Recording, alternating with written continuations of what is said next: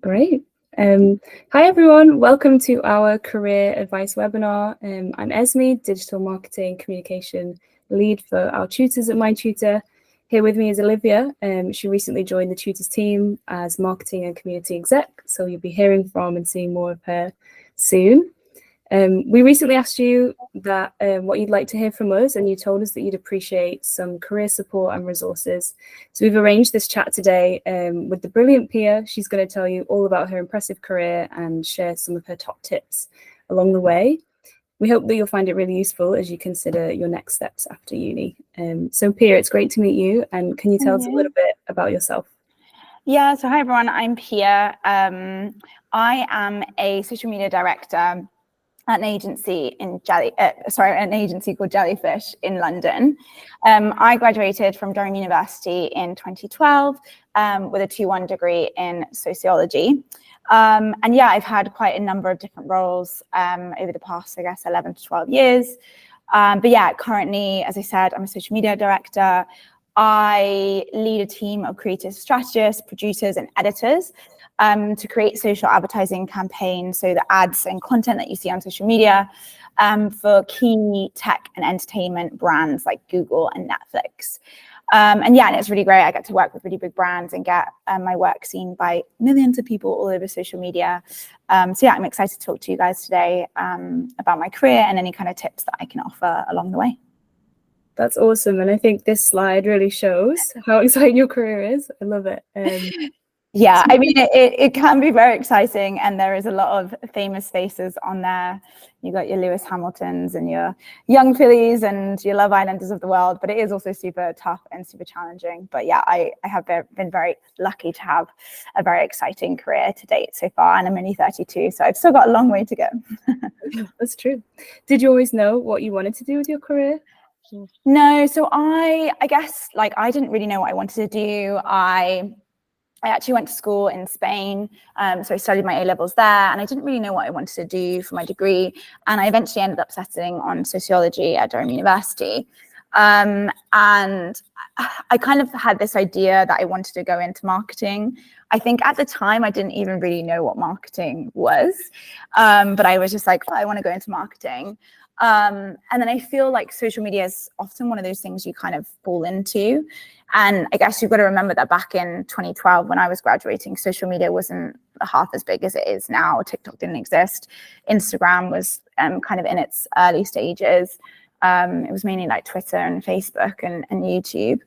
I kind of just fell into social media, and then I really kind of loved it and kind of went from there and really kind of honed in on my skill and my career kind of as the years went on. I think I've got a unique perspective in the respect that I guess one, I didn't really know what I wanted to do, but two, I didn't go down the traditional kind of big graduate scheme approach. And hopefully that might be a bit refreshing for people to hear, that you don't have to have all your ducks in a row in your kind of final year at uni or when you're graduating, and you can kind of do it another way. Yeah, for sure. That's why I was excited to speak to you, because I think those grad schemes are super competitive and they can feel like the only option, but it's not true. So I was excited to hear how you got from uni to where you are now. So could you talk us through that first job that you took after uni? Yeah, so I guess just a bit of backstory. So yeah, as I said, I went to Durham University, and during my time there, I needed to work part-time because I needed cash, as I'm sure all students do now too. And I worked in what was called the Durham University retail office, and it was essentially the kind of corporate function of the university in charge of the shopping retail outlets, not on campus because Durham University is a city university. So the kind of student retail shop, so where you would buy your merchandise and that kind of thing, but also because Durham is a World Heritage Site, some of the gift shops and that kind of thing. And they also ran the online website for all of the merchandise that you would buy, so hoodies and that kind of thing. So I was doing that kind of part-time at university, and as you say, I was kind of in my last year applying to grad schemes. They were super competitive.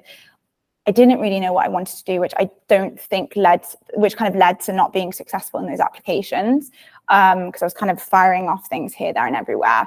And as I said, I'd started to get this interest in marketing, and I was super lucky that I had quite a supportive team there who were really open to having like a younger person in the team. And essentially they created a bit of, I guess, a graduate program for me that hadn't existed before.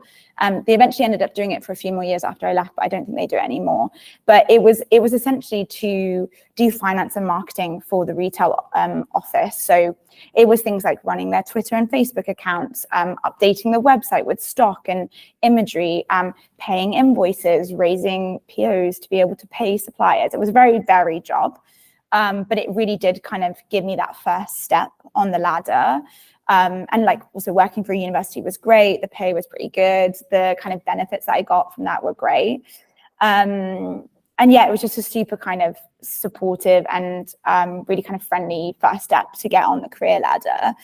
And then I guess that kind of came to an end, the year-long program. And conveniently for me at the time, the supervisor in the role above me was going on maternity leave. So I was able to apply for that position and was successful. So that was kind of doing what I'd been doing before, but from like a supervisor level. So I was 22 and I didn't really have that much experience, but I was running teams of people in their 50s, quite a lot of people as well. So it was a super, super challenging for me. And I think one of the things that helped me get both of those jobs, which I think is a really kind of good piece of career advice for when you're first getting on the career ladder, is really kind of thinking about some of the leadership roles you may have taken in university. So whether that's like you were the captain of a sports club, or you were on a committee for something to do with your university accommodation, all those kind of leadership roles that kind of showed off my communication skills, my organization skills, the fact that I could manage my studies with like part-time work or part-time extracurricular, really did help me get kind of both of those jobs. And I think as well, like my success in being able to apply for that supervisor role as well was due to kind of my eagerness to learn in my first role. Obviously it was a little bit of a grad program, so there was some like training and learning and development there. But I think, and one thing that will probably come across from me throughout this conversation is you were really kind of the captain in your own career. And so more often than not, it's quite easy to rely on your manager to lead your development and your training, but actually you're the one who needs to be quite proactive in, you know, driving where you want to go. So I've always been quite vocal, and I was in those early stages of my career of like asking for as many training opportunities as I could get, and whether those be like formal things like courses and training programs. Of course, some of those would require funding from your employer, but also more kind of things like shadowing more senior people, or shadowing people with experience that you want to get involved in, or like having mentoring and coaching sessions with people like in your organization. I think that is all super important. And you can also do those things like when you're not at work too. Like you can, you know, take online courses or watch YouTube videos. All that kind of stuff is really great. And I think that's something that employers really look for, is that kind of proactivity in learning and kind of progressing yourself in your career. Yeah, I think there was so many nuggets there of great inspiration. First of all, I guess just taking that first step and getting that job, it's going to open up so many doors. So I think you can spend a lot of time thinking or worrying about if it's the right thing, but I think getting stuck in is a great piece of advice, because you didn't know it was going to lead to that kind of them making a grad scheme for you. Yeah, and I think like it's one of those things that at the time it really did feel like the end of the world that I hadn't got on one of these kind of big graduate schemes. And you know, a lot of my friends around me were getting really big graduate programs with big, you know, graduate employers. And it can feel a little bit like a failure, and it can be really demoralizing when you're spending so much time into these like applications. But I think, and this is going to sound really cringy as well, but I think it's like so true in my career, is that like if it's not meant to be, it's not meant to be. And often like when you get a no in a job interview, like it can feel so soul crushing. But it also, when I look back on some of the things that I applied for and didn't get, I'm like, do you know what? They weren't the right opportunities for me. They weren't the right things. And I think like just getting like that first step on the ladder, and then just being super proactive, and like every opportunity gives another opportunity. And I'm like I stand by that even now, 11 years later, is that like the next stage in my career progress was sales and marketing at a fire prevention and protection company. And I won't lie, it was probably one of my worst jobs. I was living at home. My supervisor role at Durham University had come to an end. I had nothing, to go on to, and I spent 3 months applying for roles. And I had to apply for them in Norfolk. That was where my mum lived at the time. And obviously the pool of jobs there is a little bit lower, but I eventually got this sales and marketing role at this fire prevention and protection company. And even now, like, I'm like, you know what, that job was pretty crap. Like, it wasn't great, but I met my best friend there, which is like another amazing thing.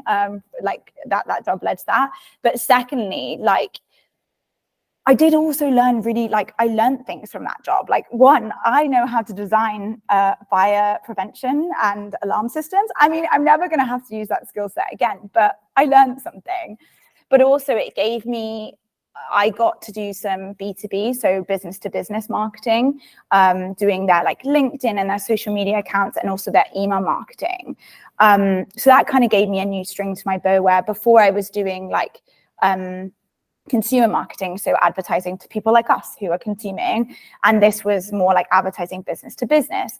And also because like it wasn't such like a high fast-paced job, I actually had time to take on like training courses that I self-funded. So by this point in my career, I'm like, I know I want to go into social media.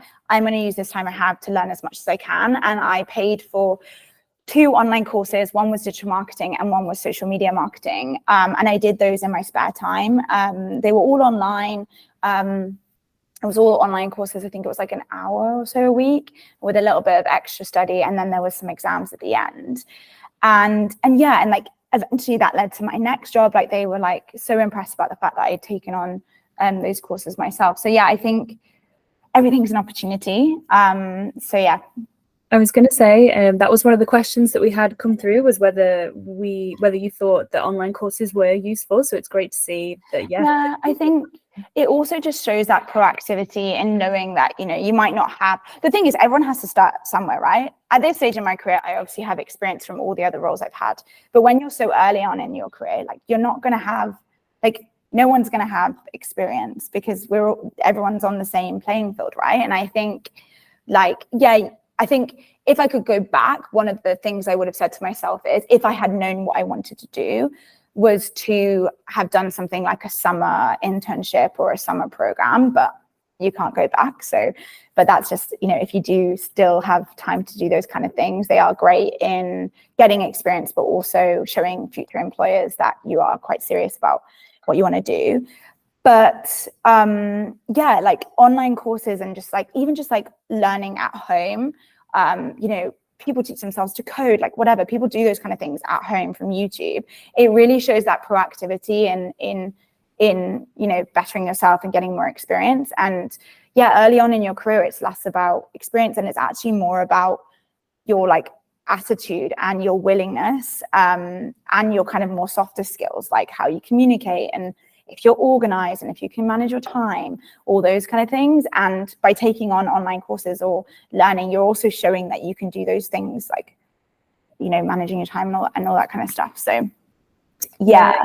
I think it's proof, it's physical proof that you sort of take action and you do things, because it's always that in an interview you have to convince somebody right for the job. If you've got the proof there that you can do things when you put your mind to it, then yeah, exactly. And that's the thing, like my next, I'm like now like on my career in progress, but I think like in my next role at it was Ensley University, which I don't know if there's still such a big thing at university, but back in the day they were the number one student insurer. They insured all the halls and your like personal contents, that kind of stuff. So they were pretty big in the kind of at the time.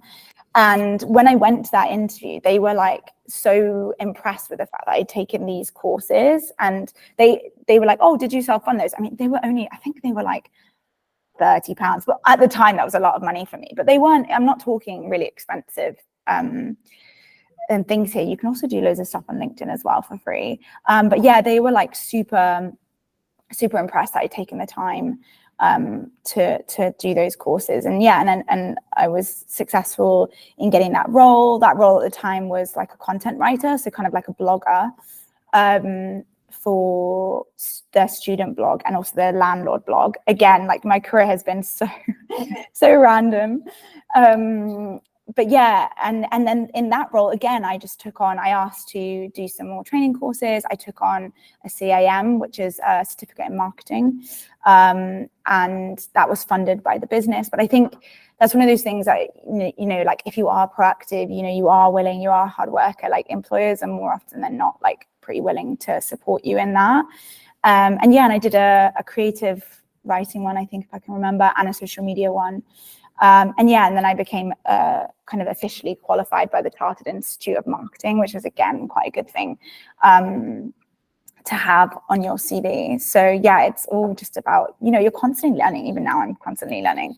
But yeah, I don't know if you want me to like keep going in terms of like, I've got 2 more jobs left and then I'm done on my career kind of progress. I want to touch on just quickly how you mentioned about asking proactively for that training and to level up. And I think that's something that maybe doesn't come naturally, but sort of if you don't ask, you don't get. And yeah, I think it really helped you. Yeah, totally. And I think like I think that comes with confidence. And I do also think that comes with time. Like I think earlier on in my career, perhaps I wouldn't have asked like for so much, but I think as well, like I've learned over the years that what you put in, you get out. And yeah, you just have to, the thing is, you becoming like, in my instance, becoming a certified marketer is good for the business as well as for me personally. And it's like a mutual benefit. So yeah, like you don't ask, you don't get. And sometimes they will say no. And sometimes they'll say yes.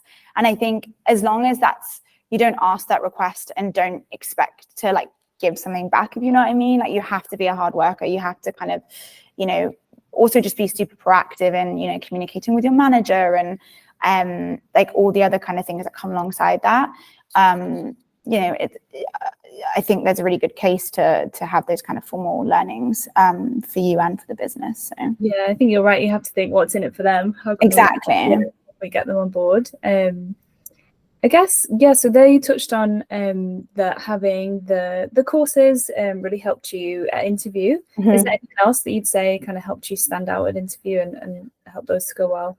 I think like, again, like as time's gone on and the more you kind of do interviews, the easier they get. I'm the first to admit that earlier on in my career, particularly in that period of time where I was jobless and looking for jobs, like if you're not confident and calm, you're probably not going to give off that energy. So I really do think that kind of, even if you don't feel confident, this is going to sound really cringy, and I really do hope that none of my colleagues see this video. I used to, and I still do, before an interview, and this is so cringy. So I'm so glad this is just us 3 talking, although loads of people are going to see it. But I would literally talk to myself in the mirror and be like, you've got this. You're going to boss this interview. Like, you're so good at your job. Like, you're amazing.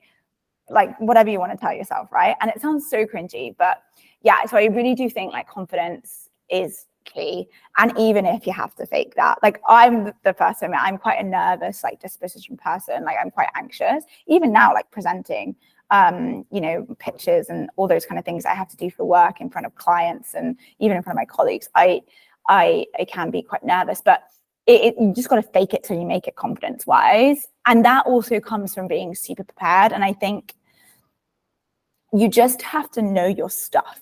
And so you've got to know, let's say you've written something on your CV, like you need to know your CV like the back of your hand. Like you might have written something in there a while ago and forgot you put it in there. And more often than not, an employer is going to question you about that. So you really need to like know your stuff, prepare like answers to questions. Like I always use the STAR model. So like the situation, task, so what you did, action and result, like really kind of frame your answer with like, really giving it context as to like, this is the situation, this is what I did, this is how I did it and who I did it with, and these are the results. Like I would write those out and be like, okay, tell me about a time you I don't know, managed a difficult situation. And I would write out like my answer, but framing it around those things and like read it over and over again until I was super prepared. So I think that really helped stand up. I think also just having personality. I think the older I've got and the more experience I've got, the more I realize that people hire people, and your personality needs to shine through your CV and your interview. And I do look back on some of my past interviews and think, you know what, she was probably just a bit of a robot. She was kind of, you know, talking about like good things, but without that kind of passion, without that kind of flair, without that stuff that makes me me. And again, particularly in like the earlier stages of your career, when like you're in a job market where nobody really has that much experience, the person that's going to shine is the person that's like super passionate, like super like positive, that's a team player, that, you know, is confident, that like has something behind them. So I think that's really important. I think you need to start that from the CV stage. So just making your like personality shine through a little bit, and whether that's in like the design of your CV, or whether that's like if you're creative, or whether that's in like your about me section, where you like, I've got in my CV section that I'm a dog mom, because like that's who I am. Like I'm a dog mom at work and like at home. Like my dog is a part of my life. She sits on my lap during calls. Like and that comes through. That's who I am. I mean, like in my interview, my dog sat in my lap as well. Like, because people hire people, and I think also like post COVID, like people like recruiters and like people who are hiring like acknowledge more and more now that, you know, we're not just at work, we're not just like a worker, we're like a worker who also has a family life and who also has dogs and babies and whatever, or extracurricular activities or whatever it is that you have in your home life. So yeah, really kind of bringing that through. Like I remember my my job interview for Vodafone UK, that was probably one of the first that I'd really kind of let my personality shine through. And towards the end of the interview, like we were just talking about like music we like. And I remember sitting there thinking, this is the weirdest interview ever. But essentially what he was doing that was trying to work out if I was a good fit for the team, because he knew I'd already had an interview before that. And he knew that I had the skills. He was just trying to work out if I would fit in with the rest of the team, because that's super important. So yeah, just make sure like who you are shines through, like your personality, because that's super important. I think that's a really reassuring bit of advice. I mean, you touched on, you know, preparing and that kind of being giving you confidence because you feel ready for the interview. But yeah, your personality is something you've already got ready. Exactly. So yeah, using that to your advantage is it? Yeah. Do you want to tell us a little bit more about the two roles that you mentioned? Yeah. Yeah, so as I said, so the job after that was Vodafone UK, and that is probably, I would say, the most pivotal like part of my career so far. I was there for 5 years. I took on quite a few different roles there, and I really did leave with a heavy heart. I loved my job. Like my job was everything, and even now I left 2 years ago, and I still talk about it. It was a really kind of fundamental part of like my growth personally, professionally. I was like 26, I think.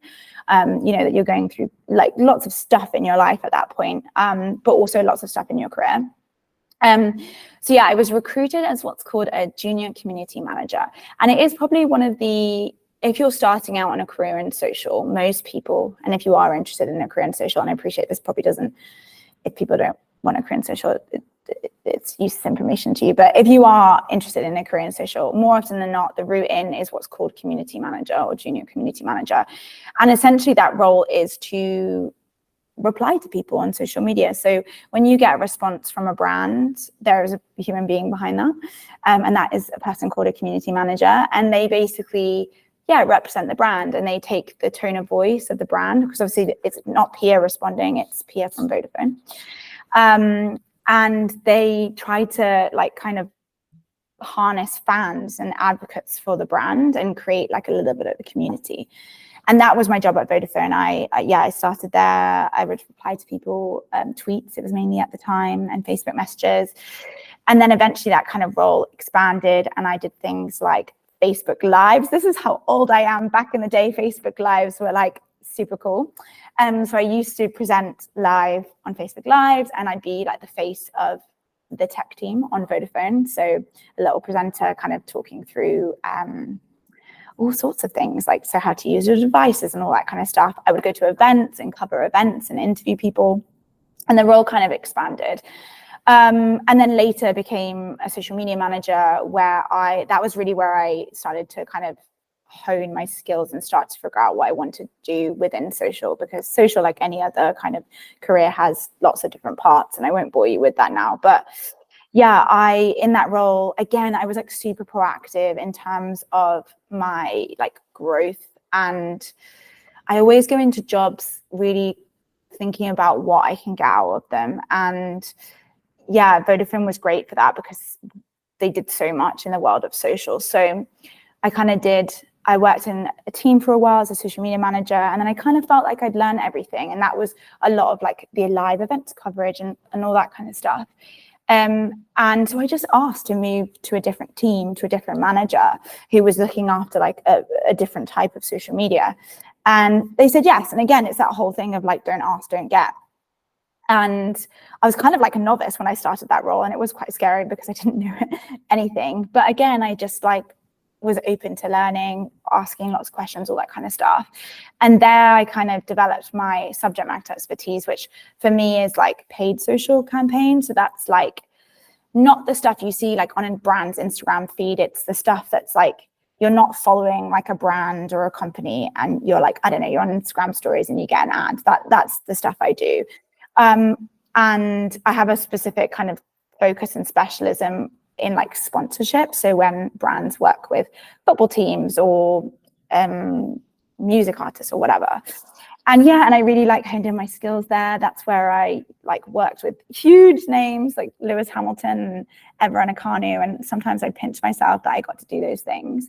And yeah, I loved it there. I loved my role there. And I guess kind of, yeah, I left because I got headhunted for a role, but I was like, I'm just going to go and like see how this goes. I hadn't been thinking about leaving, but I think when I was successful in getting the role that obviously I'm in now, I was kind of looking at like everything I'd done, and there was some super exciting things that I was going to get to be a part of as part of the sponsorship team for what would have been this year.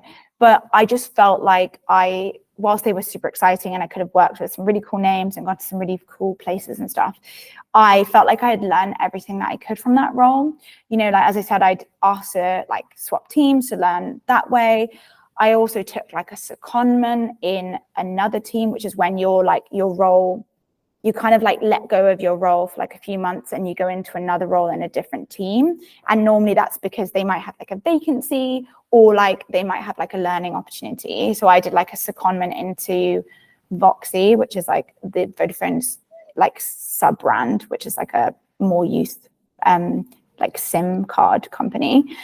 And yeah, so I think like I'd really kind of exhausted like my opportunities to learn. I'd networked with so many people internally. I'd, you know, got coaching from different people within the business. And yeah, I just kind of like felt like that was the right time for me to move, because I just learned like so much. It seems like a really key thread throughout all of this is that you were really open to learning, and that's what opened up the next opportunity. Yeah, and I think, as I said, that's just gonna like keep coming through. But I think like, especially in your earlier stages of your career, like you've just got so much to learn, and I think you just need to be open to that. And even now I'm still learning, because yeah, I have changed kind of what I'm doing. But yeah, you just have to be super proactive in it and super kind of open to learning. And I think it's also like you have to be self-aware enough to acknowledge that you don't know everything.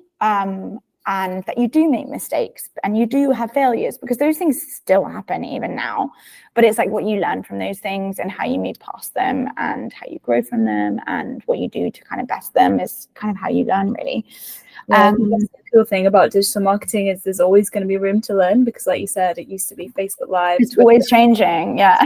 You've got to keep up. One thing I just wanted to tap into is, you mentioned that you were headhunted. Do you think that's due to your LinkedIn presence? Or? Yes. So yeah, that's definitely something that I started using LinkedIn.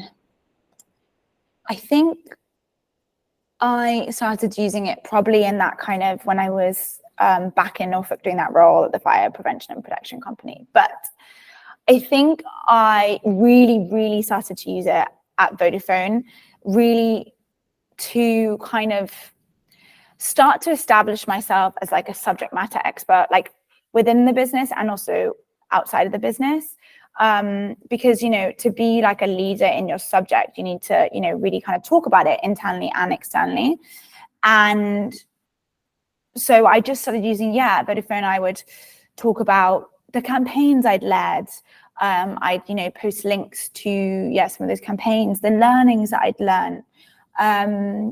I'd share like different thoughts about things that were happening in marketing or social media. And so I guess by the time, that I was like headhunted, I have quite a comprehensive LinkedIn. And sometimes I think LinkedIn is even more important than your CV now, because CVs, like, because they have to be so short. And by the time you get to kind of my stage in your career, you've got quite a lot to talk about. And so my LinkedIn has quite a lot of information on, you know, not only my like responsibilities and those kind of things, but my like my achievements as well. And it's kind of like a scissor reel for me. Like, it's got all of the things that I've worked on, like links to the YouTube videos that I've done, all that kind of stuff. And a recruiter found me on LinkedIn and they asked me if I'd be open to an interview. So it really was key in kind of getting the role that I'm in now. Yeah, and I think that's something for our tutors. They can take a look at your profile and get some inspiration, and it's something that they can do when talking about the tutoring work that they do. Exactly, because that's such like, because, you know, at the end of the day, you're like balancing like so many things. You've like got a job, like that's a really amazing thing that they've got to have on their CV and their LinkedIn. So I would definitely set up a LinkedIn now if you haven't already got one, and just start to build it out.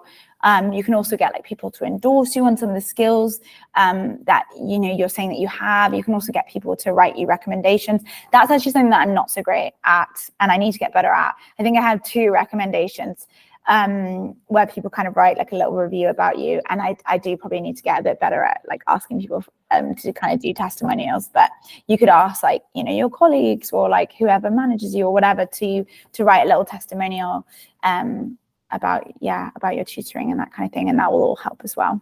Yeah, I hadn't thought of it like that, but as you say, your CV is so limited, whereas your LinkedIn profile can have so much more flavor to it and depth. 100% to pad that out. And how did you find yourself then in this? Well, you were headhunted for this role. I was headhunted through LinkedIn, and so I've always worked client side, so that is working for companies, the brand, so like Vodafone, Ensley. And in social media, there's also agencies, so agencies who deliver quite a lot of the work for the brand or company. So at Vodafone, I worked with an agency and I told them what to make, kind of thing. And a lot of the time in marketing, people go down 2 routes. You either go like client brand side or you go agency side. And a lot of the time people do agency side quite earlier on in their career, because it is quite a tough, high pressure environment. It's quite fast paced. You're kind of at the beck and call of your client. So, you know, if they need you to do something by tomorrow morning, like, you have to do it, right? And so I obviously didn't go down that route just because I fell into what I fell into. And I kind of had hit the age of 30 and I was like, I haven't done agency side and I kind of want to, but I'm also really scared. And it was just a thought that I had in my head. And and then I got headhunted and I was like, I'll just see like how this interview goes. Like, I'm not sure if I'm good enough for agency. Like, I don't know, like, let's just see. And and I did the interview and they still talk about it now. They say it's the best interview that they've ever had. But I was so prepared. I was so calm. Also, I think I had the kind of luxury that I hadn't been looking for this job. So for me, I was just like, I'm just going to see how it goes. But I was so prepared. I had so many questions that I wanted to ask them, which is super important in like the interview process. Like, definitely make sure you have questions prepared. And those questions aren't things like, what are the hours and what is the pay? They need to be really kind of questions about like the culture of the place. Like, what is the culture like? What is the progression opportunities available to me? What are the learning and development opportunities? What are my kind of KPIs for the role? So like, what are the kind of key performance metrics you need me to, like, what are the things I'm being measured on? What is a day in the life of the role? Like, I asked my interviewer, like, what's your favorite thing about your job and what do you hate most about your job? And that's like super important. Obviously being prepared is super important. I even prepared questions for my presentation in case like the answers for the questions I thought could come up off the back of like a task that I was given. And they didn't ask me any questions. They said they hadn't had any. And I was like, well, I actually prepared some answers to some questions that you may have had. So I can run through those if you like. And they were like, okay. And I was like, well, I thought you might have asked me why I'd chosen this social media platform over this one. And they were like, oh yeah, why was that? And I was like, well, here's my answer. So yeah, just, yeah, questions are great. But yeah, I decided to take this job. I really wanted to learn something new. In my head, I was only going to do it for a year because I was like, it's so hard. And like, I'm getting at a stage in my life where like, it's just, I'm not sure if I want that in my life. But I love it. I love it so much. It's probably one of the hardest things I've ever done, but it's also one of the most rewarding things I've ever done. As I said, I work for really big brands like Netflix and Google. I got promoted after 9 months, again, just because I've just been so proactive here and really kind of establishing myself and like progressing and learning and things. And I guess it's kind of like one of my biggest takeaways is just like find what you love, because and I'm not going to do the whole, if you love it, it's never a day. What's that saying that's like, if you find what you love, it's never a day's work? That's not true. Like, work is like hard sometimes and it can be really rubbish. But if you do find something you love, it does make it easier, and it does make it's so much easier to progress when you're passionate about something. And I'm super passionate about what I do and I love what I do, and it's super hard, but I really do love it. Yeah, I think when you touched on anticipating the questions they'd ask you, I think that just shows how passionate you are. Again, it's like a proof of that you're a critical thinker. Yeah, exactly. You thought a lot about how this is going to go. Because I think that, again, that's down to that self-awareness of like, you might not always be right. Like, I kind of did my task and I was like, they might ask me like why I haven't done this, like why I haven't chosen something else. And I think it's that just, yeah, kind of self-awareness that you might not know everything. And I think actually one of the questions I asked myself was, why haven't you included YouTube as part of the plan? And the honest answer, and I told them this, was because I had never done YouTube advertising before. And so I was like, oh, this was the task to me. You briefed me on this. I was expecting you to ask me why it didn't include YouTube. And the honest answer is because I'm not well versed in YouTube. I've not done it. And I would look to include it as part of my plan, but personally, I don't have experience in that. And they were like, oh, so is that something that you'd like to learn if you were to be successful in the role? And I was like, 100%. And now I am well versed in YouTube advertising. So yeah, I think it's just like acknowledging that like you don't know everything. No one knows everything. I'm 12 years down the line, 11, 12 years down the line, and I don't know everything. So yeah, it's just that self-awareness as well. And yeah, critical thinking and everything. So yeah, and comes back to a willingness to learn. If you exactly, and sort of admitting that, I think that's a good attitude to have that employers will appreciate. Yeah, 100%. Great. I feel like we've covered your career, and like there's been so many great nuggets along the way of advice. So now I think we should go over to the tutor questions. Yes. Quite a few of them I think we've covered, but okay, cool. I will get them up on the screen if I can. Bear with me. Okay. Share screen. Okay. Can you see this? Okay. Yeah. Wow, it's loading. Fab. Okay. So the first one we have, I know you just touched on this, like if people wouldn't want to hear about skills and kind of advice specific to social, but we did have a couple of those questions come in last minute. Cool. First of all, I mean, the kind of easy one, is your job remote or people facing? So I'm guessing that means like, am I in the office or am I not? Well, as you can see, I am in the office. I'm in the Shard right now. I think most places are kind of what we call hybrid. So a mix of home and office. I think for me, I think everyone's different. For me personally, I love it. I think during COVID, I got very much used to working from home. I get quite distracted quite easily by people around me. So I really, really liked working from home because I could get stuff done. And I did find it quite difficult post-COVID to start to come into the office.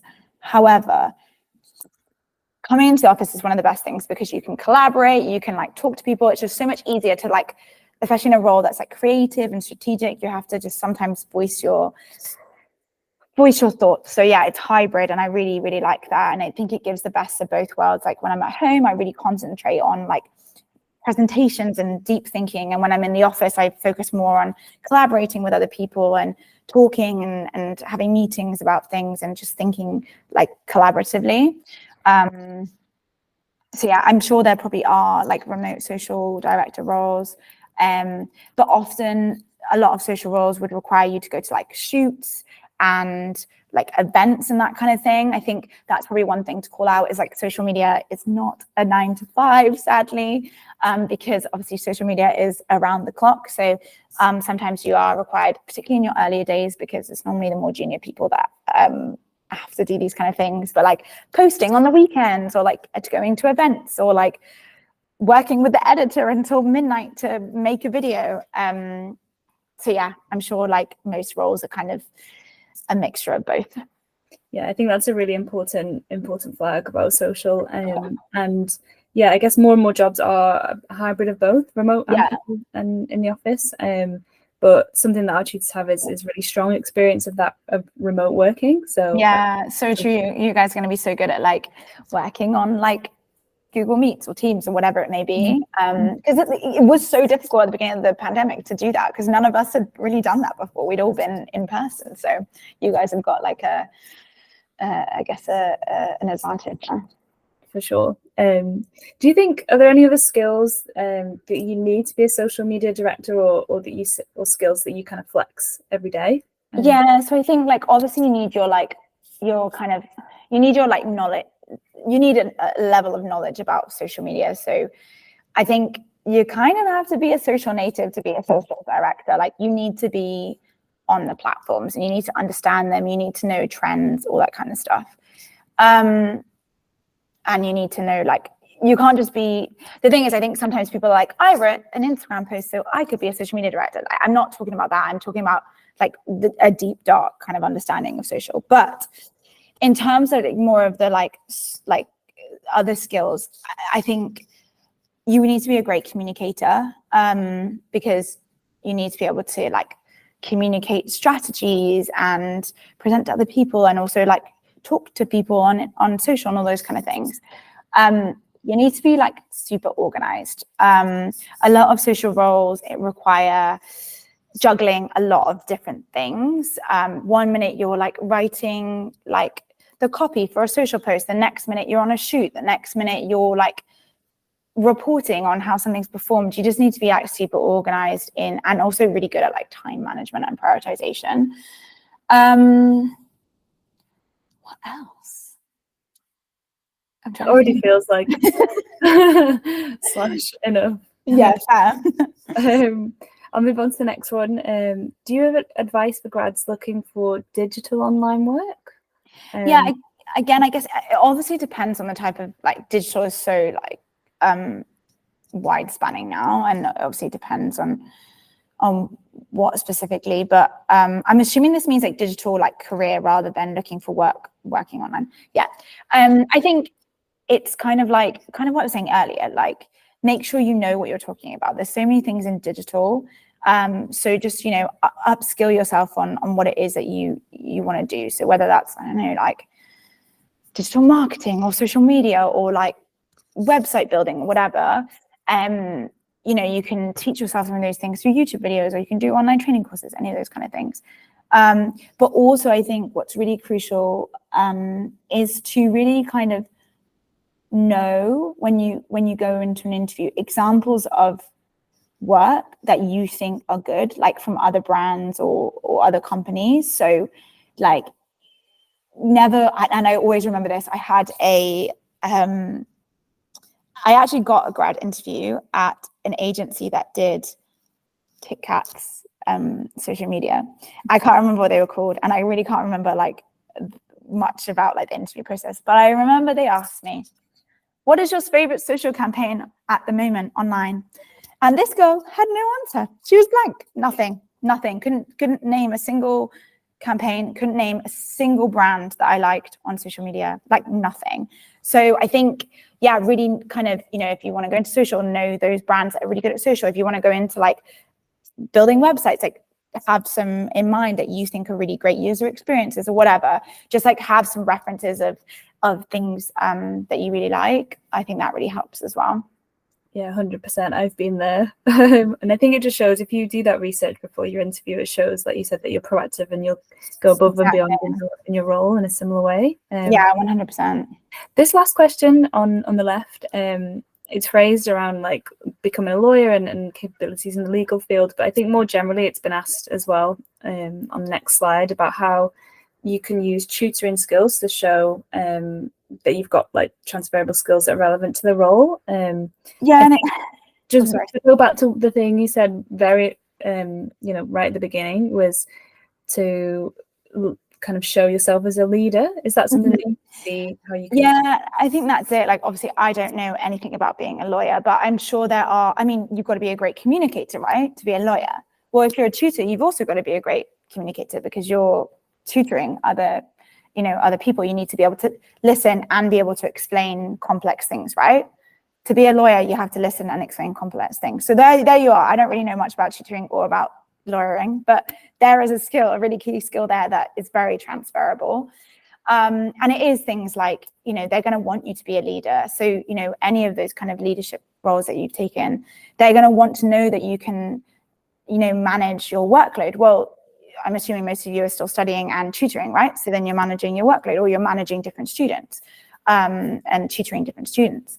They want to know that you can work under pressure. Like, you're tutoring someone one-on-one. I imagine that's quite like a pressurized situation sometimes. So there are so many, and then, as I said, I don't know that much about tutoring or being a lawyer, but I'm sure there are so many skills that aren't they're not a specific, like, knowledge specific to do with tutoring or lawyering that will transfer. And with any kind of career that you want to go into, there'll be so many transferable skills that you can take and use to your advantage in your chosen career path. Yeah, absolutely. And we actually we put out a social post earlier this month about the key skills that you can build when you become a tutor that you should use on your CV. So there you are. On Instagram. Yeah, you've got the resource there already. I think the next question you've covered, really, like, you gave us the rundown of your progression from uni up until now. I think you've also covered in the second question about how to relate online tutoring to social media work or to anything that you want it to, really. And especially that final question we did cover, do online courses from LinkedIn or Harvard look good on your CV? Yes. There's just one question in the middle of all that. Do you have any tips for a recent psychology graduate? I guess that one's quite specific. So yeah, I guess it kind of depends what you want to go into, right? But I think, I was a sociology graduate. I don't use my degree now. But I guess it's the tips I would give to any recent graduate, which is like, don't put too much pressure on yourself. Like, it's such a hard job market and it can be so demoralizing. So just try not to put too much pressure on yourself. I think as well, be really kind of focused in what you're applying for. When I look back, I applied to so many different things, so many different grad schemes in all different industries, all different types of roles. And I think going back, I would take a bit of a step back and be like, Pia, what do you really want to do? And it's the same with anything in life, quality over quantity. So really kind of put more time into making a really great application than less time in lots of applications. And yeah, just stay positive, just stay who you are. Like, the right thing will come along. And this is speaking from somebody who's had a lot of no's early on in her career. Like, it was funny when I was talking to a colleague about this, and I was like, I just feel really daunted because I'm just me, like a social media director. And she was like, Pia, think back to university. Pia, like, she would have been in awe of what you do now. And I'm like, do you know what, that's so true. And back then I could have never expected that I was here now. Like that girl back then was getting no's left, right, and center and had no idea what she was doing with her career. So it's so hard not to take it personally, but just really try not to take it personally, and the right thing will come along. Yeah, I love that. I think everyone needs to hear that. I'm just going to go back to this slide, which I should have started with. There's more general questions, but I feel like we can quick fire through these. Yeah. They covered. So the first one's how to appeal at interview. I think you spoke about letting your personality shine through. Yeah, personality, being prepared, asking questions. Just make it memorable. How do I land a job I have no experience in? I think you touched on, like upskilling in your own time. Yeah, upskilling in your own time. You could even take on like unpaid work experience. You like focus on the skills that you can transfer that, like, you know, we've talked about already. And yeah, go from there. Yeah. And then after graduating, what skills should I develop and how? To be honest, it sounds like the skills that you'd be developing as a tutor will be really, really helpful to any role, like 100%. Organization, leading lessons, you know, communication. Yeah. Should I hurry? You actually just, you just touched on this before dive bombing into the grad market. I guess, you just touched on how. Yeah. I think, like, obviously everyone's circumstances are different, and like I needed to get a job, but I think like it just depends. I think, you know, my husband applied for a graduate scheme when he was 27. Like, you can still do a grad scheme when you're older. I think they now cut them up at 26. But like, we look at that, and I look at like some of the younger people that he was like working with at the time, and he just did so much better in that grad scheme because he had a bit more like life experience behind him, a bit more work experience. Like, it just really depends on everyone's circumstances. So like, if you don't rush into it, that's okay. But also if you rush into it, that's okay. And it's kind of up to you really, like, and what suits your kind of personal preferences and your circumstances. I just think what's more important is figuring out what you want to do and what you love, and going from there. Yeah, and sometimes to figure that out, you have to start with something and to figure out what you don't want. Exactly. Yeah. Some people might, if they have the luxury, they can figure that out without having to work in it. Yeah. And then I guess this one comes up quite a lot. But how do you find something that you love whilst you're working? It's a lot to juggle. You touched on that a few times in your... Yeah, I think it is really hard. I think again, it's that whole like being, I think, just really clearly knowing what you want to do, because you don't want to be wasting your time. That's the thing. You don't waste your time writing loads of like applications for things you don't want to do. I think as well, sometimes you just have to put the time in. Like, sometimes people just have to work a lot. And so like, if you really do want to find something you love, it might just mean that you've got less time like doing something else that you might do normally in the evenings, but it will pay off in the end. Yeah, I just think I think actually like figuring out what you want to do is what you love is probably the hardest thing. And yeah, just being super kind of focused in your search for that. Yeah, I guess at different points of your life, you prioritize different things. So it just exactly might be that you need to prioritize the job hunt at a certain time. Yeah, 100%. Then this last question, I thought was a great one. Something I've had experience with about using, I guess the question was longer than this, and it's firing off a lot of applications and whether they could use ChatGPT to kind of help them in that early stage process of getting jobs out. What do you think about that? It's super interesting. So my husband and I had a little bit of a kind of discussion about this, and we both had very different opinions. He was like, oh yeah, like if they're sending off loads of applications, and like, yeah, like that will save them time. He's a consultant. His whole job is based on saving people time. Whereas I'm of the opinion, and maybe it's because I'm in like a career that's quite creative and quite individual, but I think it's really clear when someone's written something using a tool like that. And I think, like, how can you show off who you are as a person if you're using a tool like that?